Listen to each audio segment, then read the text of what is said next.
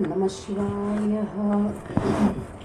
पारलौकिक फल देने वाले कर्म, शिवलिंग, महाव्रत की विधि और महिमा का वर्णन।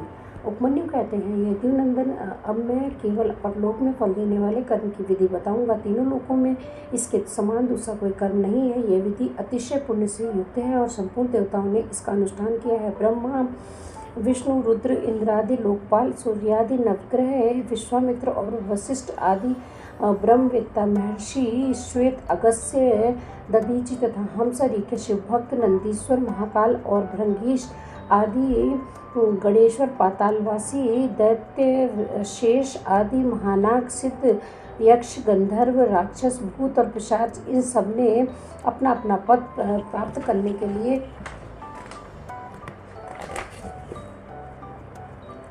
इस विधि का अनुष्ठान किया है। इस विधि से ही सब देवता देवत्व को प्राप्त हुए हैं। इसी विधि से ब्रह्मा को ब्रह्मत्व की,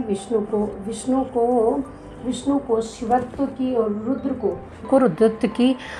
रुद्रत्व की। योग के अनेक भेद, उसके 8 और 6 अंगों का विवेचन, यम, नियम, आसन और प्राणायाम, 10 विध प्राणों को जीतने की महिमा, प्रत्याहार, धारणा, ध्यान और समाधि का निरूपण।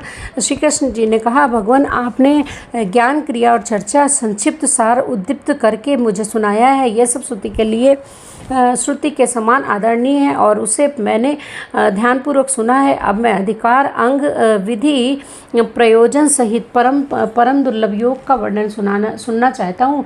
यदि योग आदि का अभ्यास करने से पहले ही मृत्यु हो जाए तो मनुष्य आत्मघाती होता है। अतः आप योग का ऐसा कोई साधन बताइए जिससे शीघ्र सिद्ध किया जा सके, जिससे कि मनुष्य को आत्मघाती ना होना पड़े। योग का यह अनुष्ठान, उसका कारण, इसके लिए उपयुक्त समय, साधन एवं उसके भेदों का तारतम्य क्या है।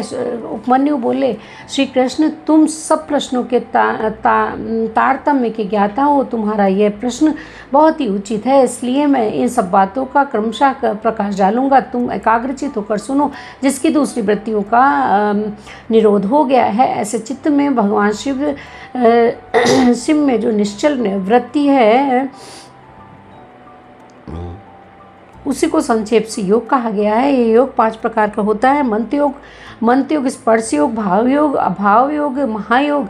मंत्र जप के अभ्यासवश मंत्र के वाच्यार्थ में स्थित हुई विक्षेप रहित जो उनकी वृत्ति है उसका नाम मंत्र योग है। उनकी मन की वही वृत्ति जब प्राणायाम को प्रधानता दे तो उसका नाम स्पर्श योग होता है। वही स्पर्श योग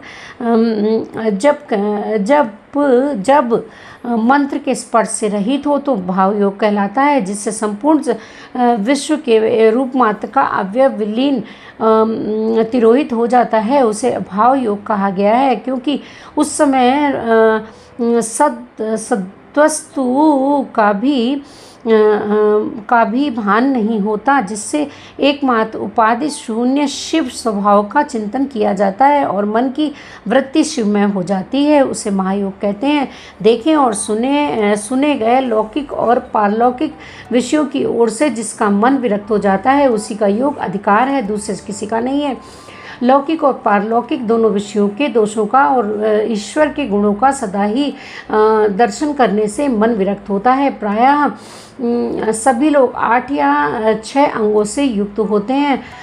यम, नियम, स्वस्तिक और आसन, प्राणायाम, प्रत्याहार, धारणा, ध्यान और समाधि, ये विद्वानों ने योग के 8 अंग बताए हैं।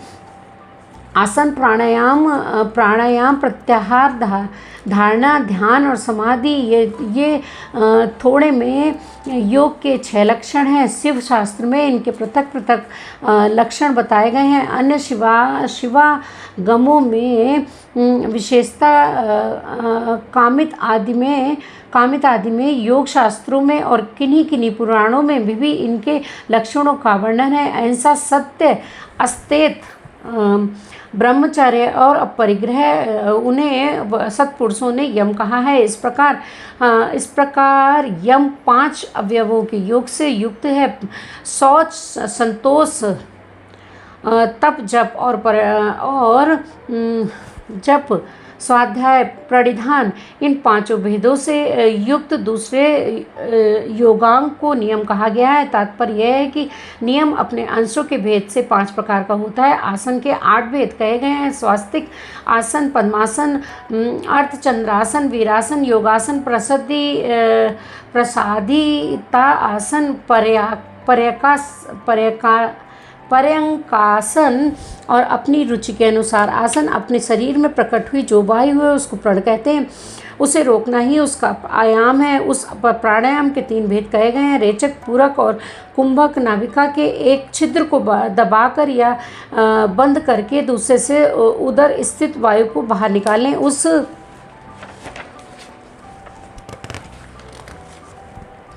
क्रिया को रेचक कहा जाता है। फिर दूसरे नासिका छिद्र के द्वारा बाह्य वायु से शरीर को भौंकनी की भांति भर लें।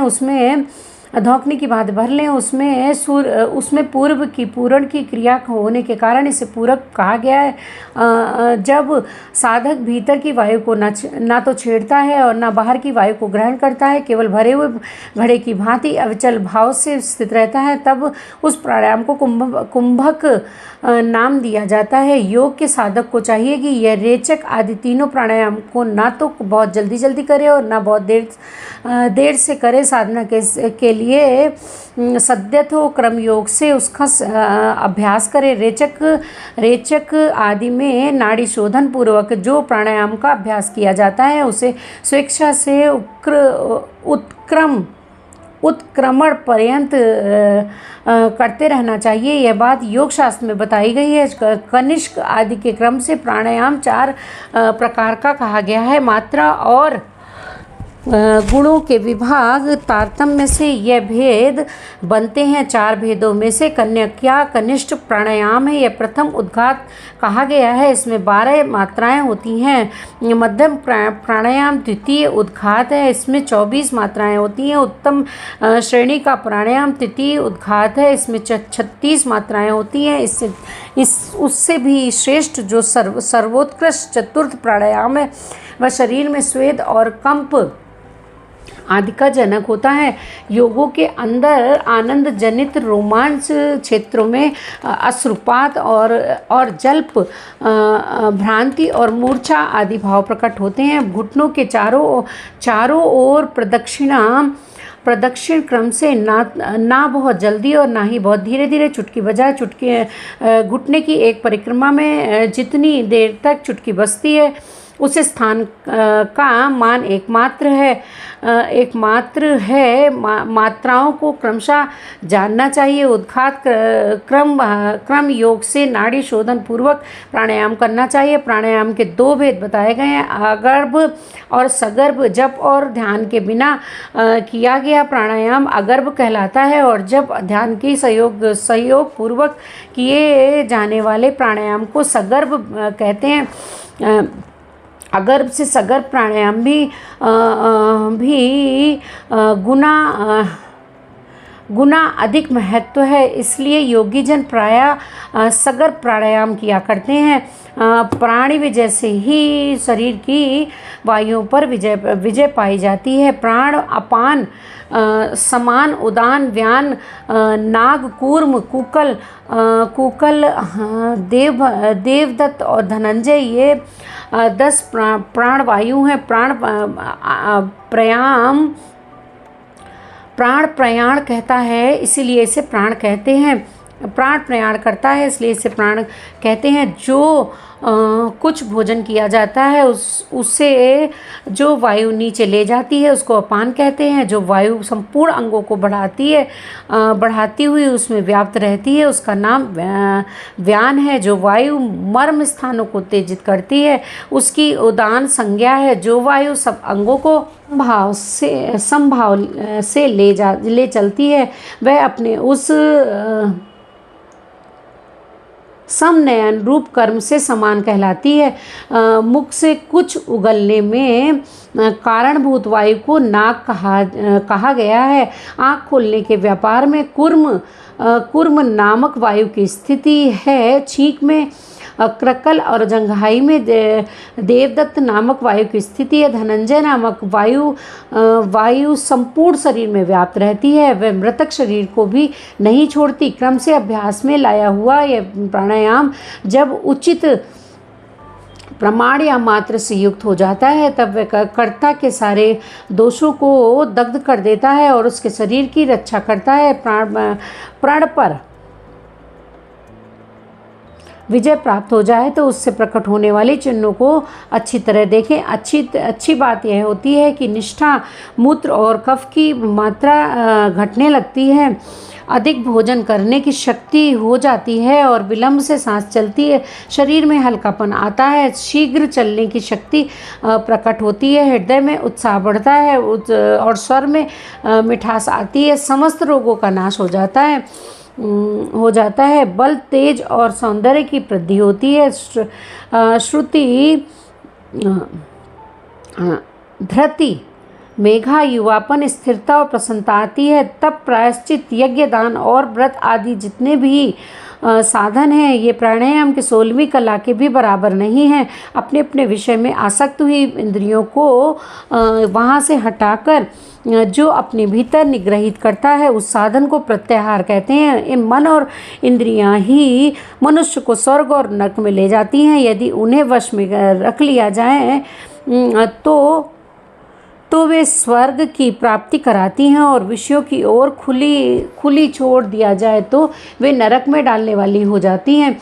इसलिए सुख की इच्छा रखने वाले बुद्धिमान पुरुष को चाहिए कि वह ज्ञान वैराग्य का आश्रय ले। इंद्रिय रूपी अश्वों को शीघ्र ही काबू में करके स्वयं ही आत्मा का उद्धार करे। चित्त को किसी स्थान विशेष में बांधना, किसी वे विशेष में स्थिर करना और यही संक्षेप से धारणा का स्वरूप है। एकमात्र शिवी स्थान है, दूसरा नहीं, क्योंकि दूसरे स्थानों में त्रिविध दोष विद्यमान है। किसी नियमित काल तक स्थान स्वरूप शिव में स्थापित हुआ मन जब लक्ष्य से च्युत ना हो तो धारणा की स्थिति समझना चाहिए, अन्यथा नहीं। मन पहले धारणा से ही स्थिर होता है, इसलिए धारणा के अभाव से मन को धीर बनाए।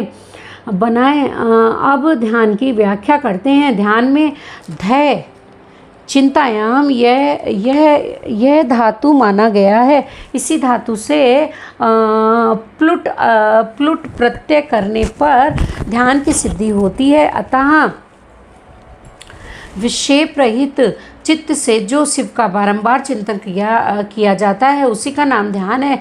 ध्येय में स्थित हुए चित्त की जो ध्येयाकार वृत्ति होती है और बीच में दूसरी कृति अंतर नहीं डालती, उस ध्येयाकार वृत्ति का प्रवाह रूप से बना रहता है, ध्यान कहलाता है। दूसरी तब सब वस्तुओं को छोड़कर केवल कल्याणकारी परम देवेश्वर शिव का ही ध्यान करना चाहिए। वे ही उस सबके परम ध्येय हैं। यह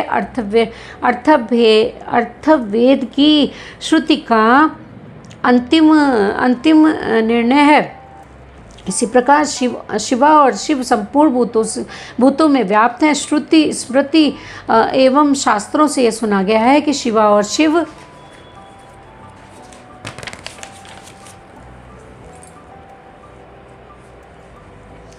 सर्वव्यापक, सर्वदा उदित, सर्वज्ञ एवं नाना रूपों में निरंतर ध्यान करने योग्य हैं। इस ध्यान के दो प्रयोजन जानने चाहिए। पहला है मोक्ष और दूसरा प्रयोजन है अणिमा आदि सिद्धियों की उपलब्धि। ध्याता, ध्यान ध्येय और ध्यान प्रयोजन, इन चारों को अच्छी तरह जानकर योग वेत्ता पुरुष योग का अभ्यास करे। जो ज्ञान और वैराग्य से संपन्न, श्रद्धालु, क्षमाशील, ममता रहित तथा सदा उत्साह रखने वाला है, ऐसा ही पुरुष ध्याता कहा जाता है। अर्थात वही ध्यान करने में सफल हो जाता है। साधक को चाहिए कि वह जप से थकने पर फिर ध्यान करे और ध्यान से थक जाने पर पुनः जप करे। जप करे। इस तरह जप और ध्यान में लगे हुए पुरुष का योग जल्दी सिद्ध हो जाता है। 12 प्राणायामों की एक धारणा होती है, 12 धारणाओं का ध्यान होता है और ध्यान 12 की एक समाधि कही गई है। समाधि को योग का अंतिम अंग कहा गया है। समाधि से सर्वत्र बुद्धि का प्रकाश फैलता है। जिस ध्यान में केवल ध्येय ही अर्थ रूप से भासता है, ध्याता निश्चल महासागर के समान स्थिर भाव से स्थिर रहता है और ध्यान स्वरूप से शून्य सा हो जाता है, उसे समाधि कहते हैं। जो योगी ध्येय में चित्त को लगाकर सुस्थिर भाव से उसे देखता है और बुझी हुई आग के समान शांत रहता है, वह समाधिस्थ कहलाता है। वह ना सुनता है और ना सूंघता है, ना बोलता है, ना देखता है, ना स्पर्श का अनुभव करता है और ना ही मन से संकल्प विकल्प करता है, ना उसमें अभिमान की वृत्ति का उदय होता है और ना वह बुद्धि के द्वारा ही कुछ समझता है, केवल काष्ठ की भांति स्थित रहता है। इस तरह शिव में लीन चित्त हुए योगी को यहाँ समाधिस्थ कहा जाता है। जैसे वायु रहित ध्यान में रखा हुआ दीपक कहीं हिलता नहीं है, निस्पंद बना रहता है, उसी तरह समाधिनिष्ठ शुद्ध चित्त योगी भी इस समाधि से कभी विचलित नहीं होता है, सुस्थिर भाव से स्थिर रहता है। इस प्रकार उत्तम योग का अभ्यास करने वाली योगी के सारे अंतराय शीघ्र नष्ट हो जाते हैं और संपूर्ण विघ्न भी धीरे धीरे दूर हो जाता है। इस प्रकार वायवीय संहिता में अध्याय 37 पूरा हुआ। बोलो शंकर भगवान की जय।